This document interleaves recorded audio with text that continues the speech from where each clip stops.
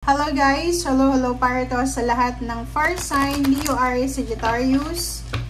Welcome dito sa aking channel, Kapalaran 888. Welcome guys. Alamin natin kung anong messages, vibration, gabay energy para sa lahat ng fire sign, Leo, Aries, Sagittarius. This is general reading, so for 2 days from April 21 to 22. Tingnan natin fire sign kung ano ang message na para sa iyo. Wow! Okay, fire sign, Leo, Aries, Sagittarius. Kung makikita mo to is number 14 is 5, message of concern. Marami kang pinagdadaanan. Aminin mo yan or hindi mo man aminin. But for the last how many years, maybe 3 or 4 years, maraming problema ka na pinagdaanan emotionally and financially. Even spiritually, parang nakikita mo na naguguluhan ka. Kasi hindi mo alam, may mga times na nagagalit ka sa taas, nagagalit ka, kasi parang yung mga wishes and dreams mo ay hindi mo nakukuha. But, for the next 2 days, kung ano man tong message of concern, kung ano man tong problema na pinagdaanan mo, may solusyon na dyan. Kasi, nandito yung 35, number 8, so kahit pera or emotion yung dala neto, sinasabi na makikita mo yung liwanag sa end of the tunnel, or parang, in general, makikita mo yung solusyon, yung pathway, yung journey, yung daanan mo. Kung makikita mo, ang dami ditong butterflies. It's 5 butterflies. It's 5:55. Sinasabi na yung mga worries mo yan eh. Diba? Ito yung mga fear mo, worries, anxiety, depression, or anything na nararamdaman mo. Sinasabi ng barahan na may maaaninag ka ng liwanag. So, maybe for how many years na parang blanco, madilim, yung paligid mo. And dito sinasabi sa iyo, fire sign, Leo, Aries, Sagittarius, na makikita mo na may kumukuti-kutitap na liwanag dyan na pwede mong sundan, okay? Yung direction na yan, okay? Thank you. Fire sign, Leo, Aries, Sagittarius.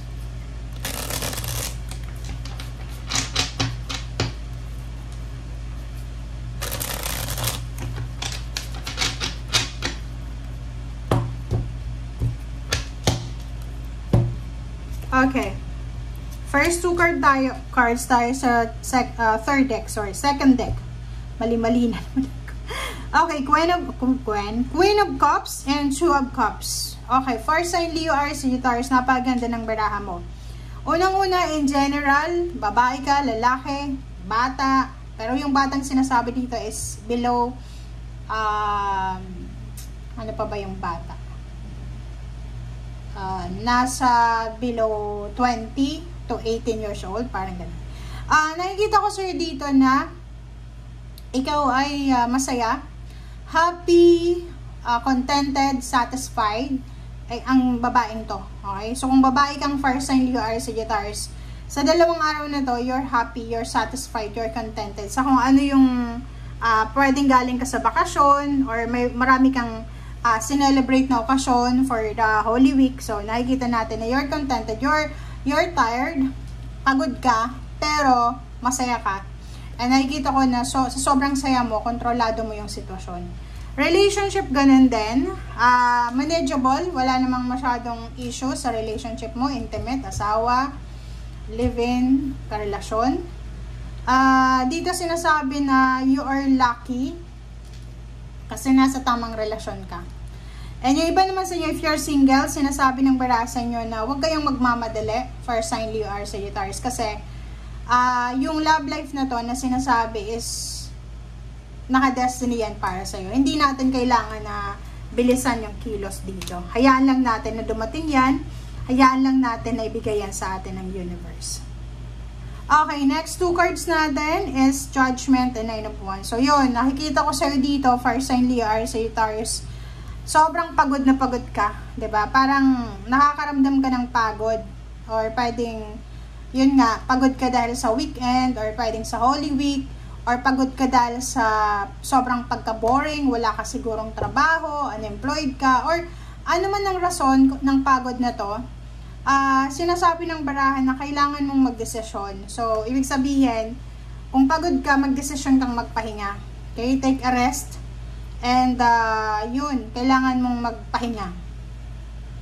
Sinasabi ng baraha sa'yo dito na yung iba din sa inyo hindi makapag-desisyon kasi pagod na silang naghihintay sa wala. Parang may hinihintay sila, like for example, naghihintay ng balita or naghihintay ng pera. Pwedeng umuutang sila sa isang tao tapos wala silang nakukuhang sagot. So, dito sinasabi na pagod na sila sa paghihintay kaya kailangan na nilang magdesisyon.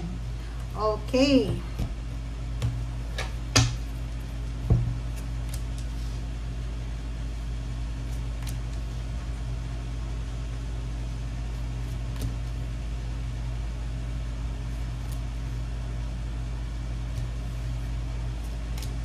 Okay, so last 5 cards natin.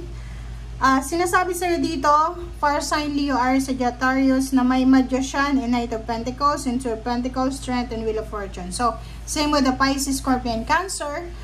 Sinasabi sa inyo dito na isang magical na pangyayari ito para sa'yo. So, yung magical na sinasabi dito guys, hindi siya yung parang automatic na mangyayari. Hindi. Yung parang feeling mo walang nangyayari sa buhay mo, 'di ba? Makinig ka, first sign, kasi parang ganun yung nangyayari na parang feeling mo walang nangyayari, parang walang gumagalaw. Yun lang yung pakiramdam mo. Pero ang universe, ang yung spiritual helpers and guides, nagtutulong-tulong sila para trabahuhin yung mga bagay-bagay sa buhay mo. So dito sinasabi na believe in magic.